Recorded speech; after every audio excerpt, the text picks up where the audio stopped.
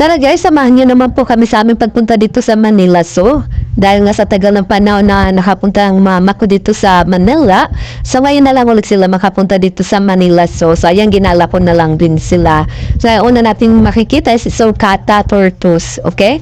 So ayan, malalaking pagong siya. So kung sa Bisaya, yan bao-bao. O bao. O hindi bao-bao kasi sasakyan yung bao-bao. Bao. So ito naman ay ibon na hindi ko kilala. Basta para siyang bagsa malaki. Tapos naman, ito naman si White Bengal Tiger na akala nga ng pamangkin ko ay lion. Sabi niya, lion, lion na yun. So, ayun nga natutuwa ang pamangkin ko kasi first time nilang makakita ng tiger sa buong buhay niya. Dahil nagaling sila ng probinsya.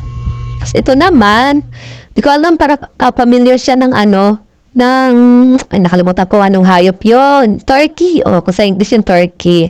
Tapos ito naman na Philippine Dare. So, ayan.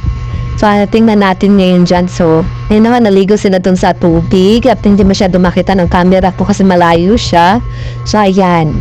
Tapos ito, next naman natin ay itong kabayo na, di ko alam kung kabayo ba ito, zebra to na sa may mga guwit-guwit siya dito sa katawan niya. At talagang na-amings ako dahil sa buong buhay ko ngayon lang nakakita ng ganitong kabayo.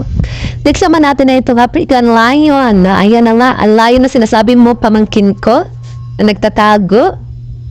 Dahil. Laki talaga rin pag nilapa katapos. Tapos ito naman yung mga crocodile area. So, di ko alam kung basta nasa crocodile siya. So, ayun na nga. Na-miss ako dito sa mga crocodile na to. Ito pa isa. Oo, nasa tubig naman siya naglalagi, diba? Tapos nagpa-picture dito ng aking pamangkin kasi nga natutuwa siya habang naglalakad-lakad yung crocodile. Tapos nagpa-picture siya sa akin kasi nga naliw siya sa buong buhay daw niya ngayon lang. Ngayon lang siya nakakita ng Philippine crocodile. Tapos ito naman yung isa. Hindi ko makita. Basta malaki talaga to dahil pag ikaw nilapat talaga nito tapos ang buhay mo. Parang sinabi mo nang tapusin mo na yung buhay ko. Sobrang anlaki talaga dahil. Dalawa yan sila Jai. Ayan, diba? Kitang-kita mo naman ang lulusog, diba? Pag ikaw talaga nilapad yan, tapos talaga ang buhay mo. Ayan. Para makita natin na malapitan kahit malabo talaga, ayan siya. Ipilit natin. Ipakita sa inyo, ipilit, ayan. May may nagano pa gumagalaw, ayun o. Natutuwa talagang aking pamangkin. Tapos ito naman yung kakaibang pagong pa rin siya, pero kakaiba siya sa paningin ko dahil first time ko lang nakakita ng ganyang pagong. Pagong na parang kakaiba yung ulo nila. Basta kakaiba talaga sila. Diba? Ako hindi pa makapunta dito sa Manila, so di ko pa makikita itong mga pagong. At ito naman yung mga pagong na napakarami nila. Nakakatuwa kasi kinakain nila yung mga veggies. Vegetable. So, ayan, napakarami nila guys, nakakatuwa. Halo talaga ako dito sa Manila, so dato. Ito naman ay, may mga garden sila dahil nga may mga ibon dito. Nakakatuwa. Ayan. Nakita nyo naman, di ba, may mga ipot siya dyan. So, ayan, mga maraming ipon. So, nagpunta naman tayo dito sa reptile. So, ayan na nga, pag gusto mauna ng pamangkin ko kasi excited siya makita yung mga reptile. Paano nga ba yung mga reptile? So, ayan na nga, then dito tayo sa una natin makikita ito. Ay, ayun, di ko alam kung anong pangalan niya kasi wala siyang nakalagay na pangalan. Yung kinakatuwa ng pamangkin ko kasi gusto niya, gumalaw. So, ayaw talaga gumalaw nung tas ito naman, bao. So, di ko alam kung anong eksena nito sa buhay. Pero ang ganda niya at kakaiba siya. So, ayun. Sininok ako bigla. So, ayun na nga, diba? Tingnan nyo naman. Ang ganda. Tapos yung natuwa ako dyan kasi yung muso nila. Ayan kakaiba yung muso nila. Ayan dalawa yung ilong nila. So, diba? Tapos ito naman yung bayawak. Kung sa bayawak. So, ayan, lagi siya sa tubig, naglalagi. Maahon naman siya, pero bihira lang, lagi lang talaga siya sa tubig na pag minsan pagkakamalan mong buhaya yan. Oo. Tapos, ayan na, diba? Ang laki, day. Ako, Diyos ko po. Tapos, ang haba pa ng nila, yung ahas, yung parang pinaka-dila nila. Ang haba, diba? Grabe. Tapos po sila naman tayo dito sa mga ahas, albino. So, ayan na, nakita ko yung albino. Oh my God, nakakatakot talaga. Di mo talagang, kahit ganyan lang siya, or di ba ahas na yan, hindi nangangagat, or basta para sa akin, pag ahas talaga yan. Nangangagat talaga yan, oo. Tapos po sila naman dito sa isa.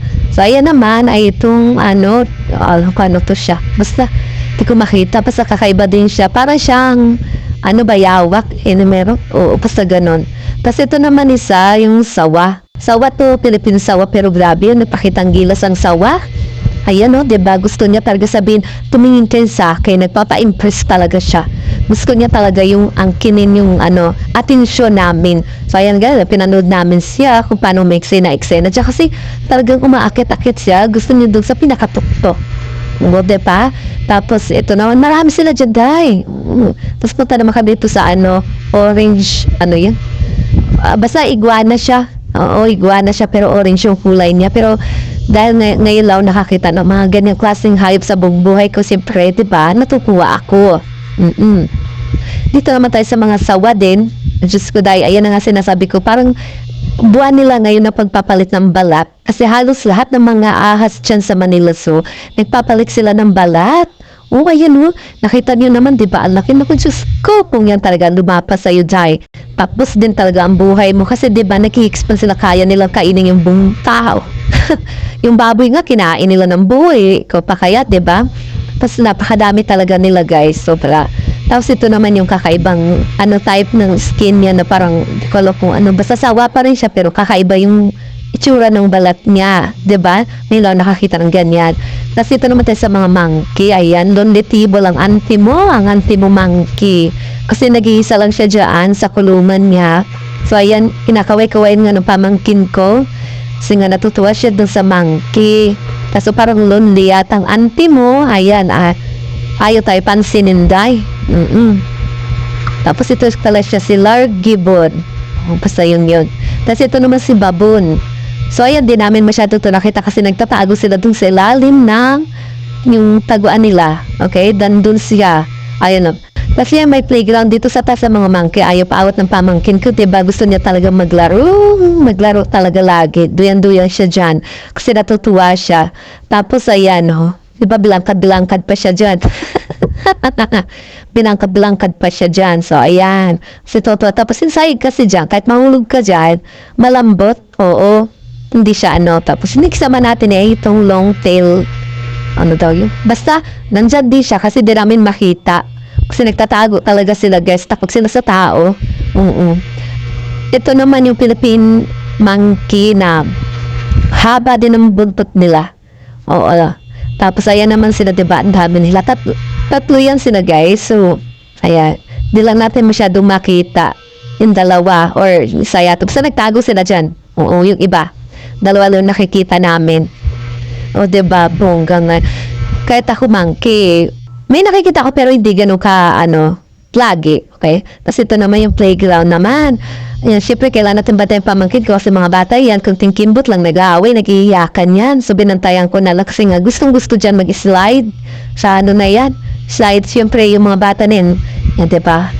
Naku, dahil, mahirap na kasi pag naglaban-laban yan. Kampi-kampi na yung mga nanay dyan. So, bantayan ko na lang. Para kung mag-slide dyan, mahulog. Kaya ba may video ako? Sino naghulog sa kanila? So, ayun na nga.